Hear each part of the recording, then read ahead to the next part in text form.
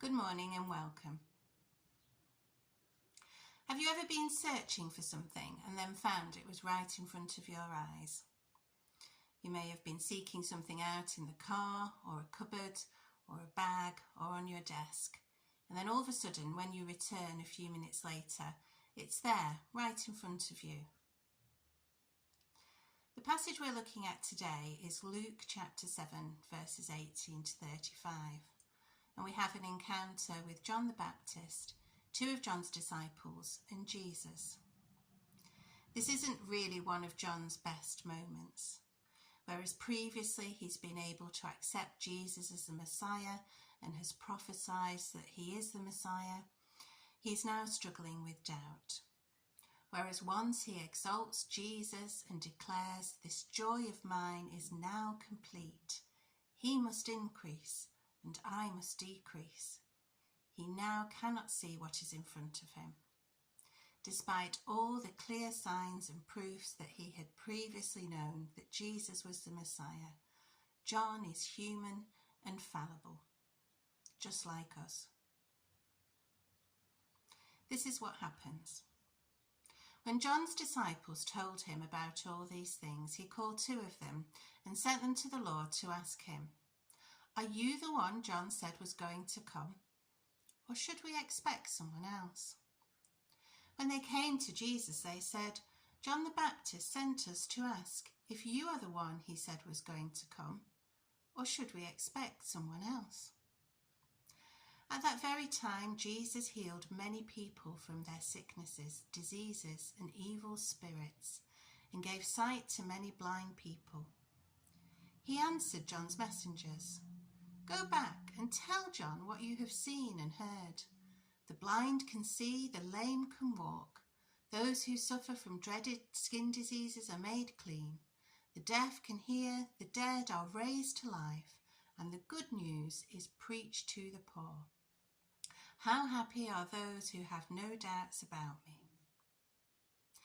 Jesus is very much at work here, performing miracles, healing people of sickness and diseases, displaying divine works of power and love and mercy.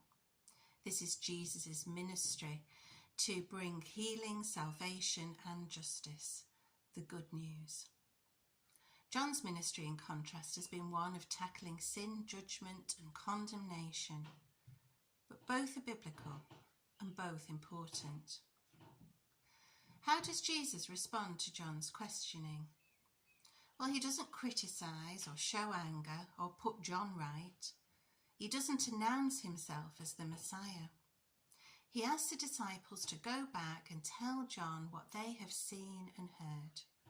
Jesus wants John to recognise through his knowledge of the Old Testament prophecies and through Jesus' revolutionary and miraculous ministry that Jesus is indeed the Messiah, the promised one, and that John should expect no one else but accept what is in front of him.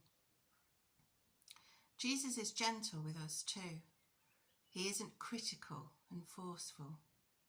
He wants us to find out for ourselves that he is the Messiah, the promised one, that he is the way to love and eternity. I'm going to read a poem now by Eddie Askew, and you may like to close your eyes to focus on the words. It's called "Lord, You Are the Way." Lord, you are the way. However much I add my own interpretation to the words, there's still the bottom line. It might be easier if you could give a chart, clear and concise, to guide me in straight lines of certainty. Then I would sail serenely through the sandbanks, reefs and rocks of life, without a question or a doubt, unsinkable. Or maybe not.